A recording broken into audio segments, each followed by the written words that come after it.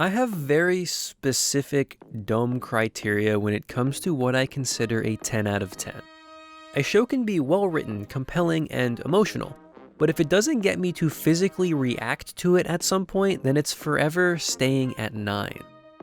Now, if that sounds pretty vague, it's because it is. There's no specific reaction I'm looking for, it can be close to anything. The more involuntary, the better. Kill la Kill got me to pause, stand up, and pace around my room for a few minutes. ReZero Season 1 got me to blankly stare at a wall for a half hour after an episode, and Bunny Senpai legitimately had me yelling at my screen multiple times.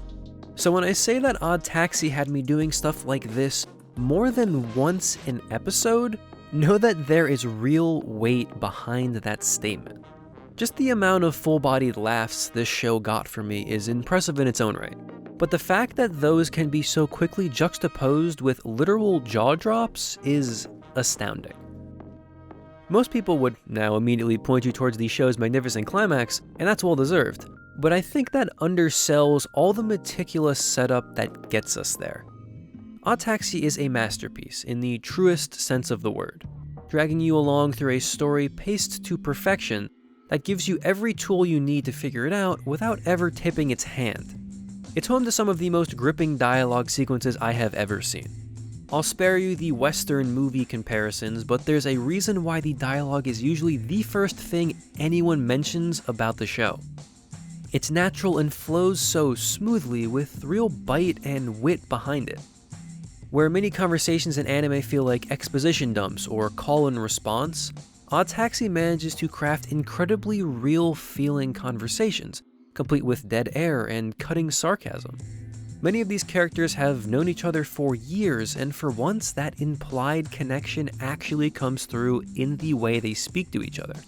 The fact that this is all translated over so well is insane. The show is so dialogue heavy, I cannot imagine the amount of work this translation took. And to not only get it all done, but to do so in a way where none of the jokes are lost, none of the nuance is lost, is one of the most impressive things I've seen in a very long time. And that is before we mention that there is a character whose entire manner of speech is just very specific rapping. I'm not going to act like I'm a translation expert, there are far more qualified people than me to actually dissect this, but I hope whoever did the official subtitles got a raise. All this high-quality dialogue is then transformed into the basis for the show's stunning character writing.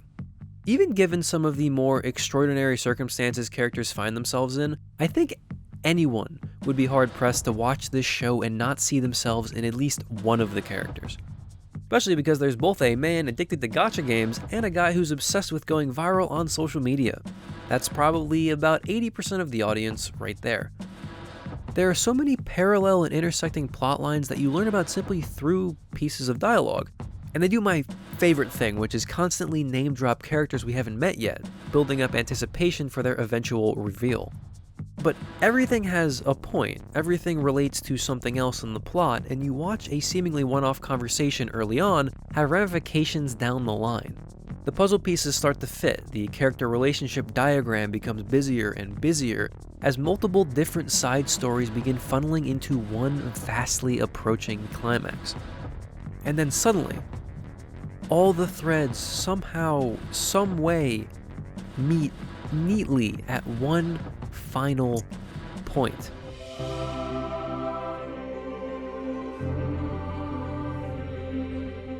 The resolution to this story is so special that I refuse to even discuss it in broad terms, but it is easily in the pantheon of best endings I have ever seen. We've all talked a lot this year about bad endings, for good reason, so to see a show not only land its ending, but to do so like it's an Olympic gymnast is an enormous breath of fresh air. Oh, and also the staff were so dedicated to this insanity of a story that the Twitter accounts that show up in the show's plot are actually real and have posts from the actual dates they happened in the show. I truly believe it's that completely unnecessary level of dedication that makes this show so great. But even after all this, I see you shaking your head going, "But they're all animals. If you love this show so much, you must be a furry, lol." No. But If you're so put off by the designs that you won't give this show a try, I'm not sure I can really help with whatever's going on inside your brain. But I will say that they're mostly just the show's aesthetic choice. The animalness of characters never really has a specific influence on the story, aside from the fact that I find it incredibly funny that Natsuki Hane is voicing a middle-aged walrus. Trust me, give it one episode and you'll be hooked trying to unravel this gripping narrative, not thinking about gorillas. Unfortunately, I'm not sure many other people even got that far. We as a community often like to call things underrated or hidden gems because it's fun to be ahead of the curve on a show that's turning out pretty good.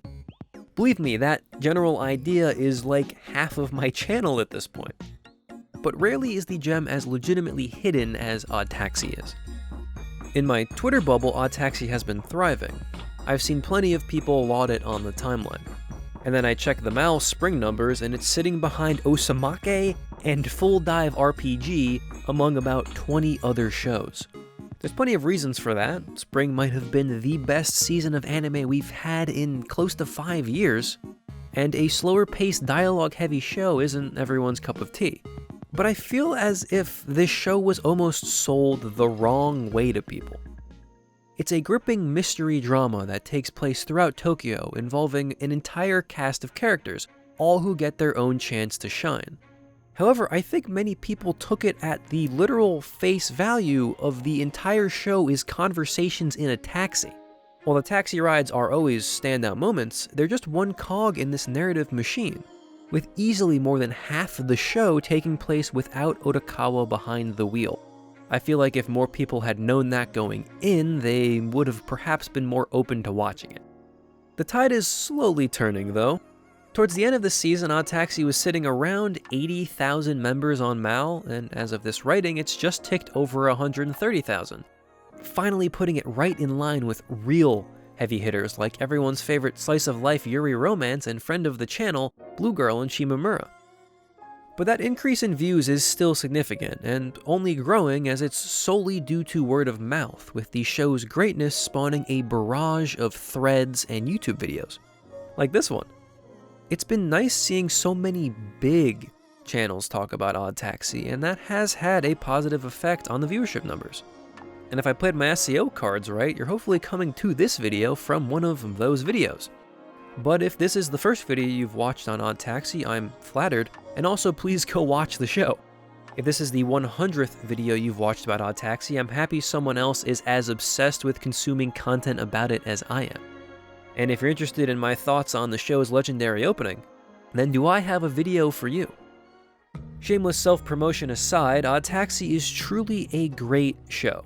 But I've been around long enough to know that the general talk about it will probably die down in the coming weeks. I mean, it's probably all but stopped by the time this video actually comes out.